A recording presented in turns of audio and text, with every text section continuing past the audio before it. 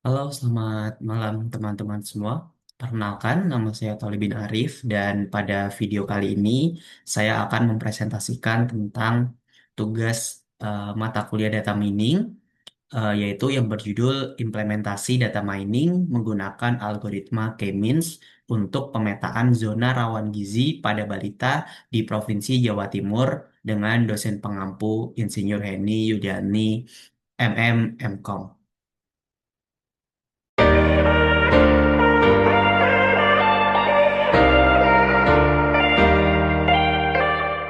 Oke, kita akan mulai dari abstrak terlebih dahulu. Permasalahan gizi balita di Provinsi Jawa Timur ini menunjukkan tren yang cukup kompleks ya, berdasarkan periode Desember 2025 yang datanya dapat dilihat melalui dashboard.stunting.go.id/masalah gizi pada balita kabupaten. Di dalam website tersebut menunjukkan bahwa adanya beban ganda malnutrisi dan kesenjangan status gizi yang cukup signifikan di tiap wilayah di kota ataupun kabupaten di Jawa Timur. Penelitian ini diharapkan bertujuan untuk mengelompokkan 31 kabupaten atau kota di Jawa Timur di dalam klaster karakteristik gizi menggunakan metode data mining dengan algoritma K-means clustering. Pemetaan ini nantinya diharapkan dapat menjadi landasan bagi dinas kesehatan dalam merumuskan kebijakan intervensi yang spesifik dan juga tepat sasaran. Kemudian, bab satu pendahuluan. Status gizi balita merupakan indikator vital dalam pembangunan kesehatan masyarakat. Di Provinsi Jawa Timur sendiri, pemantauan status gizi dilakukan secara rutin melalui pengukuran berat badan menurut umur atau yang disingkat BB per U. Data terbaru per Desember 2025 menunjukkan variasi data yang cukup mencolok. Ini saya kasih contoh, seperti Kabupaten Jember yang memiliki prevalensi underweight atau gizi kurang sebesar 22,7%, jauh di atas rata-rata daerah lain, seperti Kota Kediri yang berada hanya di angka 13,3%. Tantangan utama yang dihadapi saat ini adalah data yang tersedia hanya berupa tabel rekapitulasi, sehingga tentunya sulit untuk melihat pola kewilayahan serta secara komprehensif. Metode analisis konvensional yang hanya mengandalkan pengurutan atau ranking kurang mampu menangkap karakteristik wilayah yang memiliki masalah ganda, seperti gizi buruk sekaligus resiko obesitas. Oleh karena itu, diperlukan implementasi teknologi data mining. Salah satunya yaitu menggunakan algoritma K-means clustering untuk memetakan wilayah-wilayah tersebut berdasarkan kemiripan atribut dari datanya.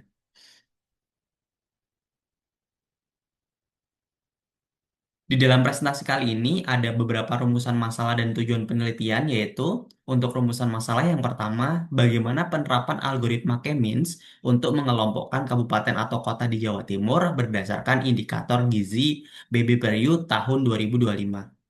Kemudian yang kedua juga bagaimana karakteristik setiap klaster yang terbentuk guna menentukan prioritas kebijakan kesehatan.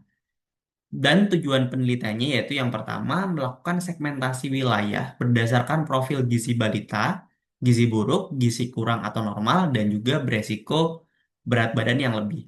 Kemudian yang kedua juga memberikan rekomendasi manajerial berbasis data kepada pemangku kebijakan.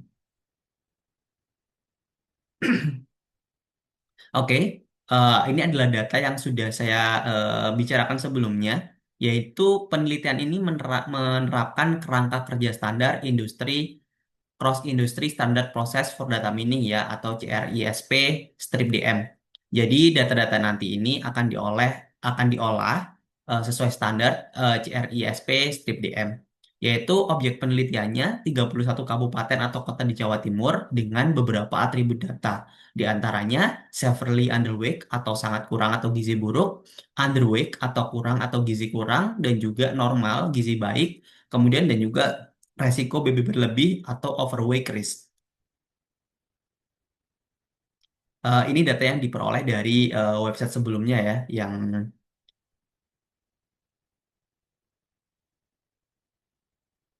ini di dashboard stunting.go.id. Jadi data tadi didapat dari situ untuk tabelnya, untuk tabel ini. Kemudian kita akan melakukan proses analisa data terlebih dahulu. Eh, untuk pemrosesan analisis data ini ada beberapa langkah ya. Yang pertama yaitu preparation data atau data preparation, yaitu persiapan datanya. Tahap pemrosesan ini dilakukan agar data dapat diolah oleh algoritma. Pertama yaitu seleksi fitur atau fitur selection. Di dalam data yang sebelumnya, di sini kan banyak data ya, seperti 95% CI, yang dimana data ini nantinya tidak akan kita gunakan. Dan kemudian juga N atau jumlah orang yang disurvei ini tidak akan kita gunakan untuk menentukan severely underweight, underweight, normal, dan resiko berlebih ini. Jadi nantinya untuk data preparation ini nanti kita akan membuat Excel baru yang nantinya eh, fitur selection ini akan kita hilangkan beberapa, yaitu confidence interval yang 95% CI tadi dan jumlah sampel yaitu N yang dieliminasi karena tidak relevan untuk perhitungan jarak cluster. Kemudian kita juga akan melakukan pembersihan data atau cleaning, yaitu konversi format angka desimal dan memastikan tidak ada data yang kosong atau missing value. Kemudian yang ketiga yaitu normalisasi, yaitu menggunakan metode standard scalar untuk menyamakan skala antar variabel. Mengingat rentang nilai normal 60-80% jauh lebih besar dibanding dengan severely underweight yang hanya 0-6%. Jadi nanti data itu akan kita setarakan agar data itu dapat dihitung secara adil oleh algoritmanya. Ini adalah Excel yang kita buat dengan mengesampingkan 95 persen CI dan juga jumlah sampel N. Jadi nanti diharapkan kita bisa memasukkannya satu persatu ya untuk datanya sesuai dengan tabel sebelumnya. Kemudian nantinya data ini akan kita proses menggunakan pemrograman Python yang dapat diakses melalui collab.research.google.com. Ini kita akan mulai dengan menganalisa datanya terlebih dahulu ya. Dari data yang sebelumnya kita sudah buat secara manual, kita akan menginputkan data yang sebelumnya sudah kita proses ya ke dalam sistem Python. Jadi kita akan menggunakan Panda sebagai pembaca Excel, yaitu Panda SPD ini. Kemudian Matplotlib ini sebagai pembaca angka ya, dan juga K-means yang merupakan algoritmanya sendiri. Dan di gambar ini juga akan memastikan bahwa data yang sudah kita olah sebelumnya itu eh, sudah benar dan dapat dimasukkan ke sistem. Makanya nanti dia akan menampilkan data awalnya seperti ini. Kemudian kita akan menganalisa datanya, yaitu pertama memilih fitur atau membuang kolom kabupaten ya. Kita akan menghilangkan kolom kabupaten dikarenakan ini semua akan diproses dalam bentuk angka. Jadi untuk Python sendiri ini karena kita tadi importnya itu adalah hanya menjumlahkan angka saja, maka untuk nama kabupaten itu tidak boleh kita masukkan ke dalam sistem karena tidak akan bisa terhitung yaitu huruf ataupun kata. Kemudian akan dilanjutkan dengan normalisasi data. eh, Mengapa sih normalisasi data ini menjadi sangat penting di dalam algoritma K-means itu sendiri? Karena kita mempunyai dua variabel di dalam data yang sudah kita buat di Excel sebelumnya, yaitu pertama kolom normal yang angkanya ini cukup besar ya, sekitar 70 sampai 80 persen, yaitu sekitar 10 poin. Kemudian untuk kolom gizi buruk angkanya ini sangat kecil, yaitu sekitar 0 sampai 4 poin. Jadi kalau misalkan tidak kita normalisasi, maka angka yang paling besar itu akan tetap diutamakan atau dikelompokkan menjadi klaster yang berbahaya ataupun yang lebih baik gitu. Jadi nanti datanya ini menjadi ambigu dan tidak adil. Makanya kita harus menormalisasi. Karena tanpa normalisasi ini, Kemins akan selalu menganggap kolom normal lebih penting hanya karena angkanya besar. Normalisasi mengubah semua angka ke skala yang setara atau yang bisa disebut z-score agar adil. Jadi dengan metode z-score ini kita bisa membedakan mana varian angkanya yang banyak dan mana yang sedikit. Nantinya z-score ini akan deteksi bahwa jika angka 80 di kolom normal itu biasa saja, karena standar deviasinya lebar ya. Karena 10 poin tadi dari 70 sampai 80 ini kan banyak angka ya, bisa jadi 70, 71, 72 dan seterusnya. Eh, Makanya karena standar deviasinya lebar, maka Z-score mungkin hanya berubah dari 0,0 ke minus 0,5. Kemudian angka 2 di kolom gizi buruk itu sangat stabil. Jadi kalau dia naik ke 7 itu lompatan luar biasa. Misal contoh, gizi buruk di kolom gizi buruk itu yang sebelumnya angkanya 2 menjadi angka 7. Maka ini kan menjadi sinyal berbahaya ya untuk gizi buruk ini kan berbeda dengan kolom normal yang mungkin naik 4 angka itu tidak akan berpengaruh besar. Misal 70 ke 74 itu tidak akan berpengaruh besar daripada dari angka 0 ke 4 itu kan sangat besar kalau misalkan di angka yang gizi buruk. Maka karena itu dihitungnya lompatan yang cukup besar, maka z-score-nya akan melonjak yang mungkin dari 0,0 ke plus 4,0. Maka dengan algoritma K-means, setelah z-score itu tadi kita setarakan, maka akan dikelompokkan data perubahan di kota B, misal skornya itu adalah 4,0 yang sangat signifikan, sedangkan kota A cuma 0,5 atau biasa saja. Maka kalau misalkan nanti di kolom gizi buruk itu tiba-tiba ada data yang tiba-tiba mencuat, misal dari eh, 0 atau mungkin langsung ke 7%, misal contoh, maka nanti dia akan memasukkannya atau memprioritaskan dan mengelompokkannya ke kota B, ke zona yang berbahaya. Kemudian lanjut dengan membuat grafik elbow, yaitu untuk menemukan klaster yang tepat. Kode di samping ini akan mencoba mengelompokkan data, yaitu dia akan mencoba data 1 sampai 10, kemudian menghitung nilai errornya. Di dalam grafik elbow ini, semakin kecil errornya, maka akan semakin bagus. Tapi kita juga tidak boleh saat errornya itu menjadi nol, karena satu kota berarti satu kelompok. Jadi misal satu kota ini gizi buruk semua, atau satu kota ini bagus semua gitu. Ya, itu tidak mungkin ya, karena data yang kita sudah peroleh sebelumnya itu pasti ada kota yang gizi buruknya ada, gizi kurangnya ada, dan juga gizi normalnya ada gitu. Jadi kita tidak boleh untuk nilai errornya itu adalah nol. Karena akan menjadi tidak adil kalau misalkan nanti kita sudah masukkan ke algoritmanya. Maka agar adil biasanya untuk grafik elbow sendiri kita mencari grafik yang mau melandai. Karena mungkin tadi kita ingin untuk mengklasifikasinya menjadi 3 klaster, maka untuk grafik melandainya kita bisa pilih angka 3 ya di sekitar sini, sekitar mau melandai di sini. Maka jadi kita akan mendapatkan nilai klaster menjadi 3, yaitu nanti kita akan klasifikasikan menjadi klaster 0, klaster 1, dan klaster 2. Kemudian selanjutnya kita akan membuat scatter plot, yaitu agar data itu bisa kita petakan menjadi lebih baik dan bisa lebih kita baca gitu ya. Eh, yang nantinya akan menghasilkan data berupa Excel juga yang sudah dikelompokkan menurut klasternya masing-masing. Jadi dengan grafik scatter plot ini nantinya diharapkan kita bisa membaca data lebih bagus lagi. Ini adalah grafik scatter plotnya. Jadi grafik yang dihasilkan dari kode Python sebelumnya itu memetakan severely underweight dengan sumbu X. Ini severely underweight menjadi sumbu X. Kemudian ini adalah gizi buruk ya dari sumbu X ini atau mendatar, dan juga underweight atau gizi kurang yang akan disimpulkan dengan sumbu Y.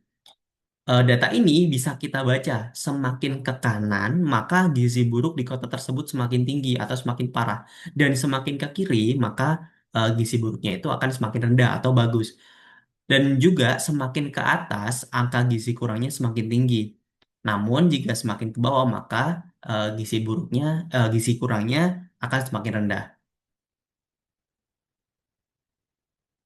Kita bisa membacanya, eh, misalkan dari pojok kanan atas. Ini adalah kota Pasuruan dan Jember ya. Jadi kota ini punya gizi buruk yang tinggi karena dia berada di kanan dan juga berada di atas. Contoh dari data kemungkinan besar Kabupaten Jember yang di sini dan juga Kabupaten Pasuruan, karena karenanya kita dapat menyimpulkan bahwa ini adalah wilayah prioritas utama intervensi. Nantinya kita akan mencocokkan juga apakah data ini valid atau tidak dengan Excel yang sudah kita kelompokkan menggunakan algoritma K-means yang tadi. Kemudian pojok kiri bawah zona aman atau hijau. Jadi semakin ke kiri itu semakin baik, semakin ke bawah semakin baik.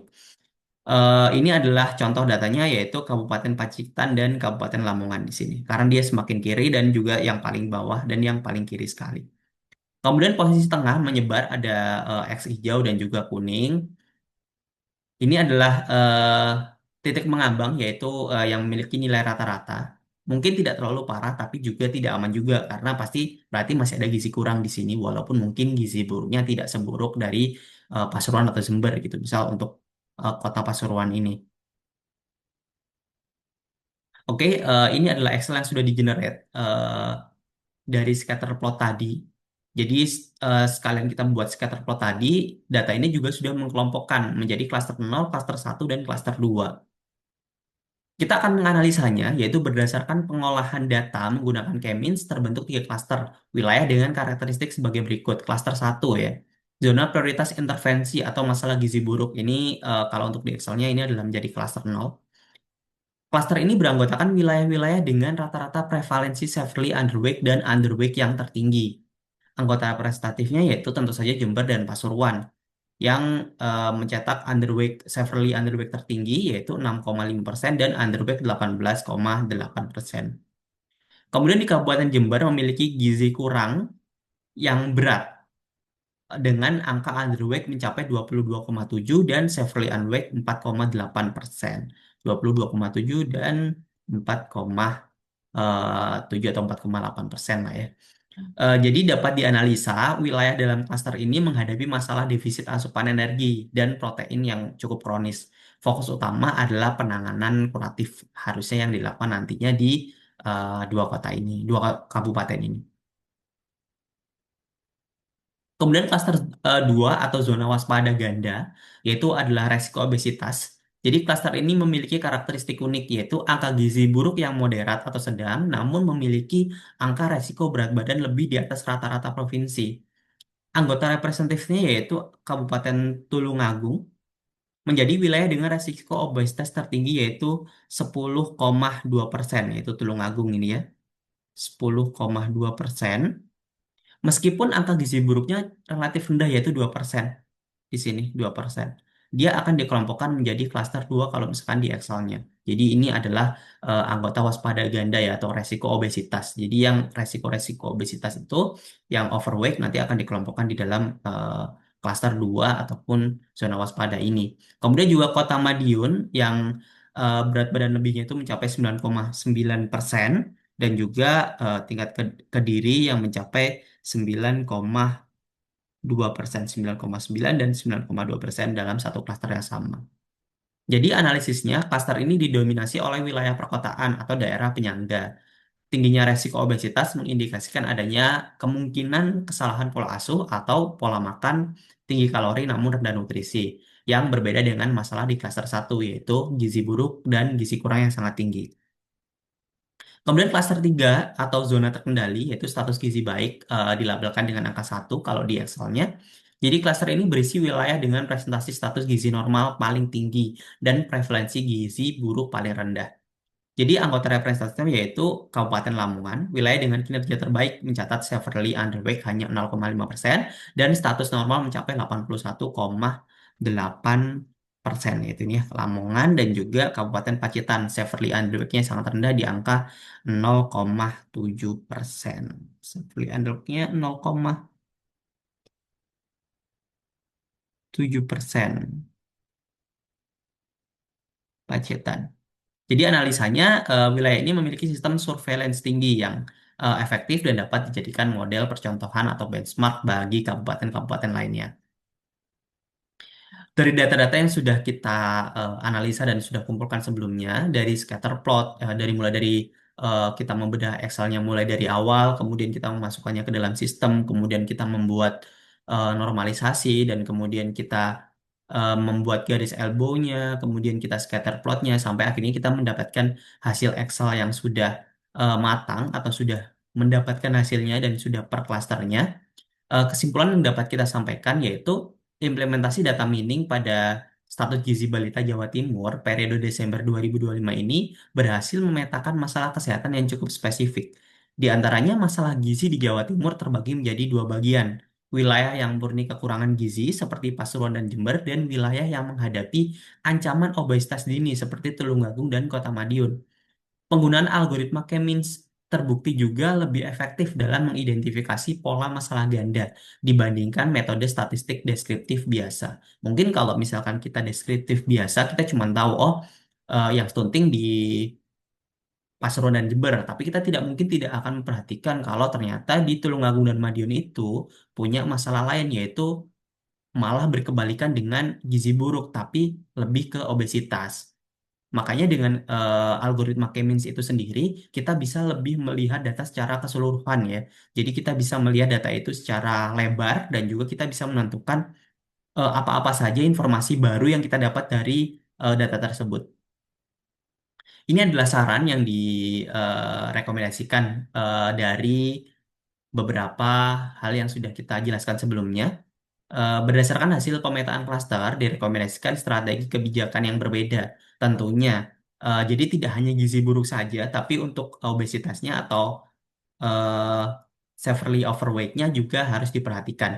Untuk klaster satu atau zona prioritas, alokasi anggaran difokuskan pada pemberian makanan tambahan atau PMT, pemulihan pada gizi untuk orang-orang atau balita yang mengalami gizi buruk. Kemudian untuk klaster 2 atau zona waspada ganda, ini diperlukan edukasi gizi yang seimbang untuk mencegah lonjakan kasus obesitas balita, serta pembatasan intervensi makanan yang tinggi gula. Karena ini bisa jadi kemungkinan ya, jadi belum tentu karena itu juga. Tapi ini hanya sekedar saran saja, jadi kemungkinan bisa diakibatkan oleh hal-hal tersebut. Dan juga untuk klaster 3 atau zona terkendali, yaitu mempertahankan program yang sudah berjalan melalui intensif kader posyandu. Jadi untuk yang zona terkendali, ini bisa dijadikan contoh untuk kabupaten-kabupaten lainnya yang mungkin gizi buruk ataupun juga overweight ya atau obesitas dini. Oke, terima kasih yang sudah menonton video ini sampai akhir. Semoga informasi tadi bisa bermanfaat bagi kita semua. Sampai ketemu di video-video selanjutnya. Terima kasih.